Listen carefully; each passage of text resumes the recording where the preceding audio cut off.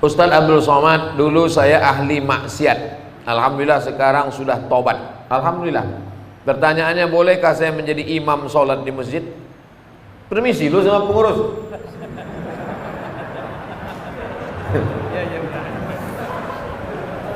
Urutan, saya sebutkan dulu urutan imam. Urutan imam yang pertama ulil amri. Urutan imam tuh ulil amri. Makanya waktu di Madinah itu imam Nabi Muhammad SAW. Sakit Nabi Muhammad, baru disuruh Nabi Abu Bakar jadi imam. Abu Bakar jadi imam sampai meninggal, baru digantikan Sayyidina Umar. Umar meninggal, digantikan Sayyidina Utsman. Utsman meninggal, digantikan Sayyidina Ali. Pemimpin negeri sekaligus pemimpin sholat. Lalu kemudian imam yang kedua, imam ratib. Imam ratib, imam yang ditunjuk oleh negara. Kalau di Maroko imam itu PNS, ditulis pengumuman penerimaan imam. Kenapa begitu? Maka dia ada fit and proper test, dilatih, ditanya, dites hafalan Qurannya berapa, suaranya macam mana. Kadang kita kalau sholat di pinggir jalan mau pergi jauh, mampir kita di masjid, macam-macam bunyi imam tuh. Wal maghdubi alaihim waladdallin, amin, bismillahirrahmanirrahim, ijazah nasrul. Tak ada huruf zal. Pak, ya, kenapa dia maju jadi imam? Syukur dia maju, Pak. Kalau tak ada dia, tak ada sholat di sini. Tak ada fit and proper test imam. Oleh sebab itu imam yang pertama ulil amri, yang kedua imam ratib, imam yang ditunjuk. Tidak boleh orang maju ke depan. Siapapun yang datang ke Masjid Jami'atut Taqwa ini, datang ustadz dari Jakarta, sorbannya 4 lapis macam ban Vespa, tak boleh dia maju ke depan kalau tidak diizinkan oleh imam ratib. Makanya tadi sebelum sampai kemari saya pesankan Ustadz Iqbal, nanti yang maju ke depan imam ratib aja, imam tetap. Baik. Oleh sebab itu imam ratib kita. Nah, tadi pertanyaannya, orang yang sudah taubat, bolehkah dia jadi imam? At-taibu minadz dzambi kama la dzambalah. Orang yang sudah taubat, dulu sabu-sabu, narkoba, pezina, perampok, garong, semua sudah dia buat. Taubat dia, taubat nasuha, maka dia sudah suci sesuci-sucinya. Innallaha la yaghfiru ayyushraka bihi wa yaghfiru ma duna dzalika liman yasha. Allah tak menerima ampun dosa syirik, adapun dosa selain itu diampunkan Allah Subhanahu wa taala. Illa man taba, orang yang bertaubat, wa amana, beriman, wa amila amalan salihah, beramal soleh. Taubat dia, beriman dia, beramal soleh dia. Yubaddilullahu sayyi'atihim hasanat. Semua dosa-dosanya dulu diampunkan Allah, dijadikan kebaikan. Makanya kita yang jadi makmum, kalau ada imam tobat, tobat bertato dia, bu anting dia, maju dia jadi imam, tak usah kita permasalahkan. Jangan nanti assalamualaikum warahmatullahi wabarakatuh, ini nampaknya tak sah, ini imam ini bertato, antingnya masih berlubang telinganya. Ini nampaknya imam ini mantan funky ini, anak funk ini. Jangan, tak usah permasalahkan lagi, karena dia sudah tobat nasuha. Ada di Jepang itu yakuza. Yakuza itu semua badan ini bertato. Yang tak bertato cuma lubang hidungnya aja. Sampai ke muka-muka ini bertato semuanya. Tobat dia. Tobat imam di Jepang itu. Tetap jadi imam, tak ada dipermasalahkan. Tato tidak menghalangi wudhu masuk ke dalam. Ini tak jadi masalah. Kecuali imam itu berkutek, berarti bencong. Kutek menghalangi wudhu, tak bisa masuk. Adapun tato tak menghalang, tak usah dipermasalahkan. Begitu Pak. Kita lanjutkan.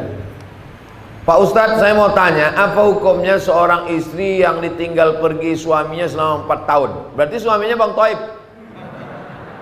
Selama itu tak ada nafkah lahir batin dan suaminya. Apakah sudah jatuh talak kepada istrinya Pak Ustadz? Ditinggalkan suaminya 1000 tahun, tidak jatuh talak. Mana bisa 1000 tahun? Umur cuma 64. Itu pun kalau tak kena corona. Talak baru jatuh kalau diucapkan laki-laki atau diserahkannya ke hakim. Hakim yang menjatuhkan. Makanya ada namanya sirat ta'liq. Di Medan kalau habis akad ada sirat ta'liq. Ada? Banyak pula yang tak ingat. Banyak laki-laki tak ingat. Karena habis akad tu dia disuruh Pak Kua baca sirat ta'liq, pikirannya tak kemana-mana. Asik selfie aja.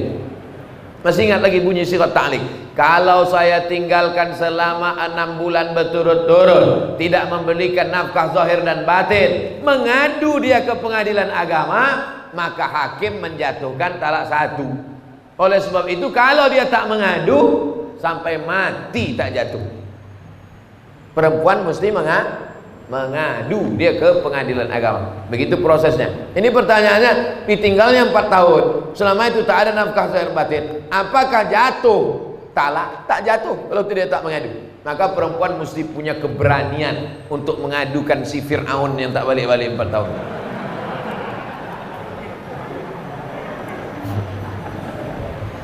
Apakah boleh dia menikah lagi dengan laki-laki lain? Lakinya tak balik 4 tahun, lalu diam-diam nikah dia sama laki-laki lain, berarti dia sudah poliandri. Banyak bini, poligami. Banyak laki, poliandri. Banyak tempat berobat, poliklinik. Banyak suara, poliponik. Dulu handphone poliponik. Masih ingat lagi? Besar-besar handphone, bisa melempar anjing. Nah, oleh sebab itu makanya kalau dia mau selesai, dia pergi ke pengadilan agama. Pengadilan agama menjatuhkan, habis iddah 3 bulan, barulah dia bisa nikah lagi dengan suami yang baru. Jangan diam, tiba-tiba nikah dia lagi, bermasalah. Begitu nikah dia hari ini, balik yang 4 tahun itu. Kawat, bersimbah darah. Apabila dia menikah lagi dengan laki lain, sahkah pernikahannya? Tidak sah, karena dia masih dalam ikatan dengan suami yang pertama. Mohon jawabannya Pak Ustaz. Udah aku jawab udah.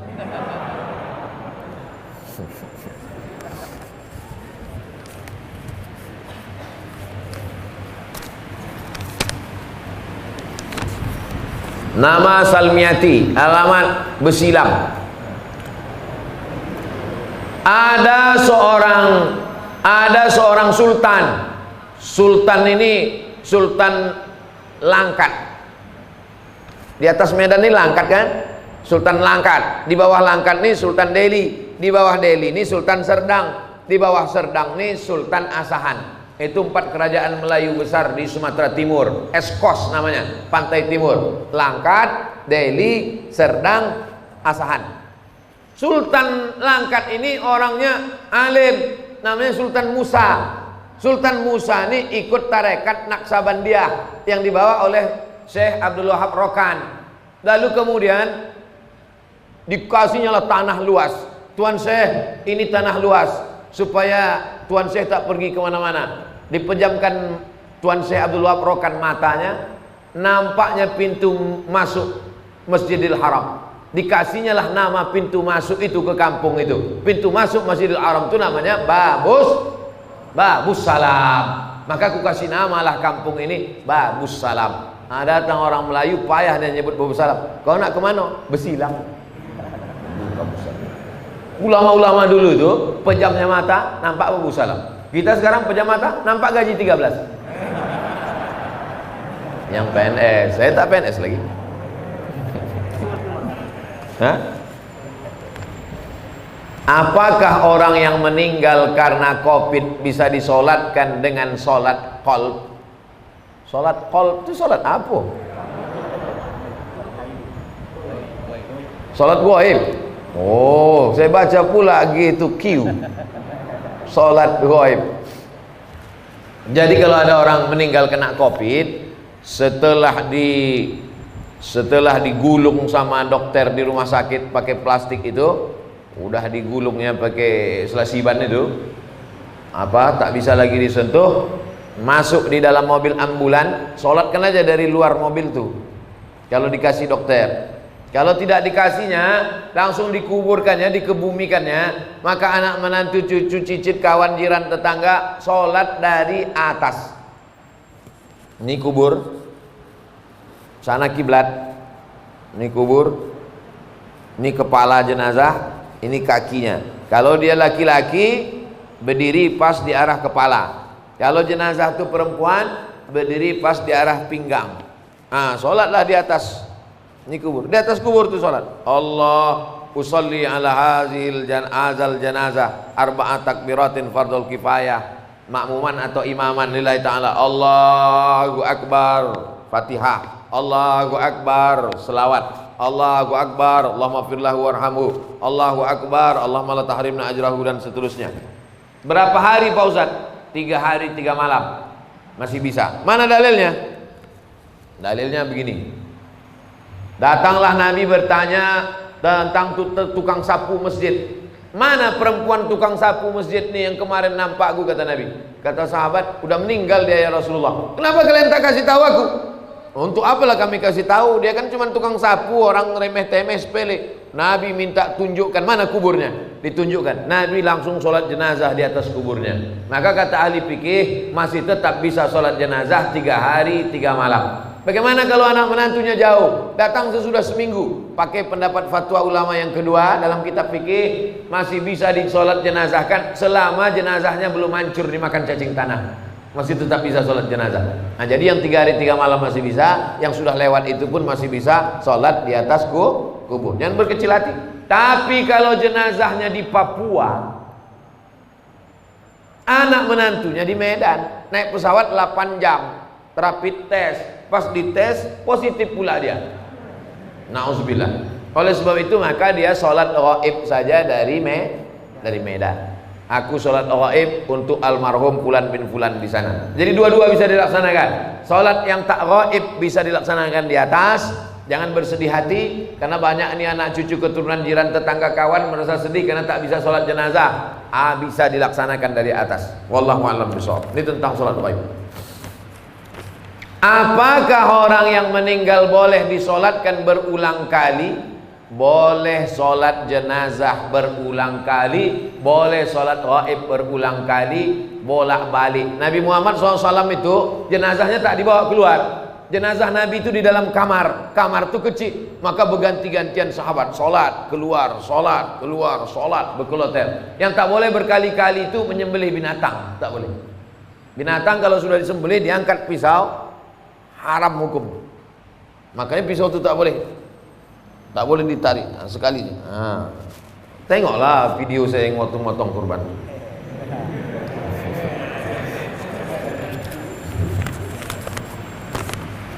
Ustadz, bagaimana kriteria takaran ikhlas dalam menjalankan tugas sebagai ibu dan istri dalam agama Islam? Ibu sebagai ibu, besarkan saja anak-anak ibu itu supaya ibu dapat amal jariah. Mak saya mengandung saya, menyusukan saya, melahirkan saya, meninggal dia. Sekarang saya ceramah hari ini nanti 3 kali, pagi, siang, sore. Macam makan obat ceramah ini. Mengalir pahalanya, lapang kuburnya. Walaupun dia tak pernah mengajar saya sampai S1, S2, S3, tapi dia menyuruh, sekolah kau nak. Dulu kalau pagi duduk depan rumah, lewat anak santri pesantren, apa kata dia? Kau mesti masuk pesantren. Begitu saya ada adiknya yang doktorandus, tamat dari IAIN, kau nanti mesti doktorandus. Begitu dia tahu ada orang sekolah di Makkah, kau nanti mesti sekolah ke Arab. Nah, jadi ibu kasih motivasi, serahkan pada Allah Ta'ala, mengalir pahalanya. Itu sebagai ibu. Ibu besarkan saja anak-anak itu lillahi ta'ala, maka dia pun akan menjadi anak soleh solehah, mengalir pahalanya. Ummuka, siapa lagi ya Allah? Ya Rasulullah, ummuka. Siapa lagi ya Rasulullah? Ummuka. Itu hebatnya ibu-ibu. Maka ibu, saya yakin dan percaya, ibu-ibu mengandung itu adalah ikhlas. Belum ada lagi saya baca berita ibu-ibu menuntut ke suaminya minta bayaran per hari mengandung sekian, belum ada. Itu menunjukkan dia ikhlas karena Allah SWT melahirkan meregang nyawa, menyusukan 2 tahun lamanya, mendidik anak. Man ala thalatha banatin, siapa yang membesarkan anak 3 orang anak perempuan, fa'addabahunna, dididiknya dengan baik, wa zawwajahunna, dinikahkannya dengan orang baik-baik, wa ahsana ilaihinna, dia buat baik sampai mati, falahul jannah, surgalah baginya. Insyaallah ibu-ibu yang hadir nih semuanya ibu-ibu yang ikhlas membesarkan anak-anak, insyaallah. Amin ya rabbal alamin. Standar ikhlas itu apa Pak Ustaz? Ikhlas itu tak ada yang tahu kecuali hanya ibu dengan Allah saja. Bapak pun tak tahu, malaikat pun tak tahu, apalagi saya tak tahu. Yang tahu itu hanya ibu dan Allah Subhanahu wa taala. Sama macam ceramah ini. Siapa yang tahu Ustaz Abdul Somad ikhlas atau tak ikhlas? Tak ada yang tahu. Saya hanya berusaha ikhlas. Makanya di antara doa, Allahumma ja'alna minal mukhlasin. Jadikan kami orang yang diikhlaskan, bukan orang ikhlas. Kalau orang ikhlas itu mukhlisin. Kita ini selalu ingin jadi mukhlasin. Mukhlis orang ikhlas, mukhlas orang yang diikhlaskan, dijadikan ikhlas. Kita tak mau mengaku-ngaku aku orang ikhlas. Aku adalah orang yang dijadikan ikhlas. Mudah-mudahan kita ini termasuk orang yang dijadikan ikhlas. Amin.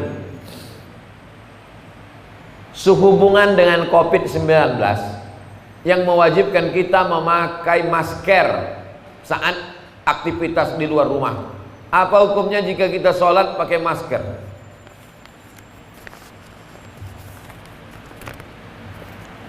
Sholat pakai masker hukumnya sah. Tapi wajah tertutup Pak Ustadz, tak ada dalil mengatakan wajah tertutup sholat jadi batal. Apalagi karena pakai masker ini bukan gaya-gaya. Pakai masker ini karena darurat. Ad-darurat tubihul mahzurat. Darurat, emergensi, membolehkan sesuatu yang tak boleh. Andai tak boleh menutup wajah ini, tetap boleh karena darurat. Hidung tak menempel Pak Ustadz. Hidung menempel ke lantai bukan rukun, bukan syarat, bukan wajib. Menempelkan hidung ke lantai bukan rukun, bukan syarat, bukan wajib, tapi sunat. Seelok-elok, seabdol-abdolnya kening menempel, hidung menempel. Orang-orang Arab itu saya tengok tak terlalu susah dia menempelkan hidung, sikit aja. Kita mak payah kali ya. Jangan tengok orang-orang Arab sembahyang, sikit aja kena. Kita terpaksa ditekuk baru kena. Menempelkan hidung ke lantai bukan rukun, bukan syarat, bukan wajib, sunat. Maka kalau meninggalkan sunat pun hanya makruh. Meninggalkan yang wajib haram, meninggalkan yang sunat makruh. Tapi karena darurat, ini dalam keadaan darurat. Yang darurat membolehkan, yang terlarang sekalipun boleh. Makan babi boleh apa tak boleh? Tak boleh. Kalau darurat boleh. Kenapa kau makan? Darurat. Pilihannya cuma dua, mati atau makan babi. Boleh kita pilih mati? Tak boleh. Makanlah babi itu sementara sementara dapat pisang. Tapi udah datang pisang kan kau makan lagi. Kenapa kau makan ini? Darurat. Tapi ada pisang, enak pula kurasa. Maka boleh. Ustaz, saya ada utang dengan orang. Saya bayar utang saya. Tapi karena ada pandemi ini, pandemi itu wabah. Pandemi itu artinya wabah yang menyebar, itu pandemi. Dan banyak juga orang sekarang pandemi, kata orang pandemi gitu dia. Entah apa pandemi, entahlah pokoknya pandemi. Pandemi itu wabah yang menyebar. Saya ada utang dengan orang, saya mau bayar utang saya. Tapi karena pandemi ini pemasukan saya berkurang, jadi saya bayar semampu saya. Tapi orang ini selalu menyumpahi saya. Apakah sumpahnya itu dikabulkan Allah?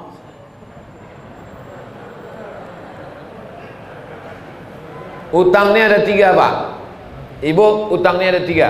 Yang pertama, ya ayyuhal Al-Baqarah 282. Ya ayyuhalladzina amanu, wahai orang beriman, idza tadayantum bidainin, kalau kau menjalin transaksi utang piutang, ila ajalin musamma, sampai batas tertentu, faktubuh, tulis. Ini jenis utang yang pertama, on time, tepat waktu. Kapan kau bayar? 1 Januari. Tahun berapa? 1 Januari. Tahun berapa? 2020 apa 2021? Nah, tulis. Wastashhidu syahidaini min rijalikum. Ada 2 orang laki-laki jadi saksi. Illam yakuna rajulaini, kalau tak ada 2 orang laki-laki, farajulun, 1 orang laki-laki, wa imra'atani, 2 orang perempuan. Begitu tegasnya. Ayat paling panjang dalam Al-Qur'an, Al-Baqarah 282, tentang utang. Ini jenis yang pertama, on time. Yang kedua, fa in kana zu usratin fanaziratun ila maisarah. Nah, inilah yang masuk kategori tadi. Kalau dia kesulitan karena pandemi, bisnisnya tak lancar, bangkrut, fanaziratun ila maisarah. Tunggulah sampai maisarah. Maisarah itu artinya mudah. Siapa nama anak kau? Maisarah. Kenapa? Mudah kali lahirnya. Bersin aku lahir deh. Fanaziratun ila maisarah. Tunggulah sampai dia mudah. Gimana? Kapan kau bayar? Aku belum bisa bayar Pak, macam Al-Baqarah 282. Aku ini level 2 macam ceramah Ustaz Somad di Jamiatul Taqwa kemarin. Jadi kapan kau bayar? Insya Allah aku cicil semampuku. Ini level 2. Yang paling mantap tuh level 3. Wa anta saddaqu khairul lakum. Kalau kau sedekahkan itu lebih baik. Kapan kau bayar?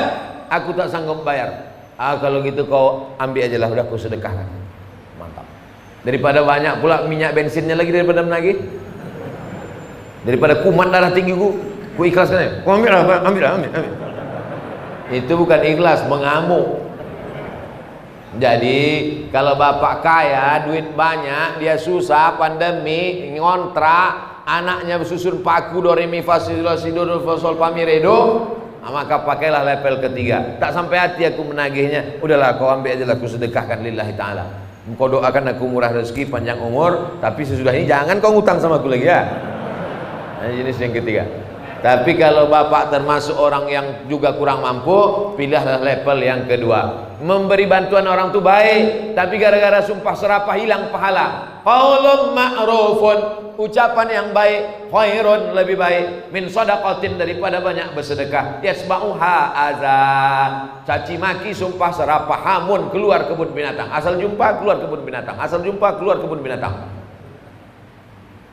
La tutilu shadaqatikum bil manni wal adha. Jangan kau iringi perbuatan baikmu dengan perbuatan yang tak baik. Mudah-mudahan kita bisa bertenggang rasa pada masa pandemi ini, bisa kita melapangkan hati dan melapangkan kantong, memudahkan segala urusan orang. Ala hazihi niyah al-Fatihah. A'udzubillahi minasyaitonirrajim. Bismillahirrahmanirrahim. Alhamdulillahirabbil alamin arrahmanir rahim maliki yaumiddin. Iyyaka na'budu wa iyyaka nasta'in. Ihdinas siratal mustaqim, siratal ladzina an'amta 'alaihim ghairil maghdubi 'alaihim waladdallin. Amin. Allahumma inna nas'aluka salamatan fid din wa afiatan fil jasad wa ziyadatan fil ilmi wa barakatan fil rizq wa taubatan qablal maut wa rahmatan indal maut wa maghfiratan ba'dal maut. Allahumma hawwin alaina fi sakaratil maut wan najata minan nari wal 'afwa 'indal hisab. La tada' lana fi maqamina hadza dzamban illa ghafarta. Keluar kami dari majelis ini, dosa-dosa kami diangkat, diampuni ya Allah. Wala dainan illa qadaita. Saudara kami yang masih dililit utang, bantulah dia lepas dari hutang piutangnya ya Allah. Wala maridon illa syafaita. Saudara kami yang sakit, terbaring di rumah sakit, maka sembuhkanlah, berikan kesembuhan untuk selamanya ya Allah. Wala mayitan illa rahimta. Yang sudah meninggal dunia, lapangkan kuburnya, terangkan alam barzahnya ya Allah. Rabbana atina fid dunya hasanah wa fil akhirati hasanah wa qina adzabannar. Wa sallallahu ala sayyidina wa maulana Muhammad wa ala alihi washabihi wasallam walhamdulillahi rabbil alamin. Taqabbalallahu minkum minna wa minkum taqabbal ya karim. Terima kasih segala perhatian, mohon maaf segala kesilapan. Jangan lupa salat sunat isyraq 2 rakaat. Usolli sunnatal isyraq raka'ataini lillahi ta'ala. Wassalamualaikum warahmatullahi wabarakatuh.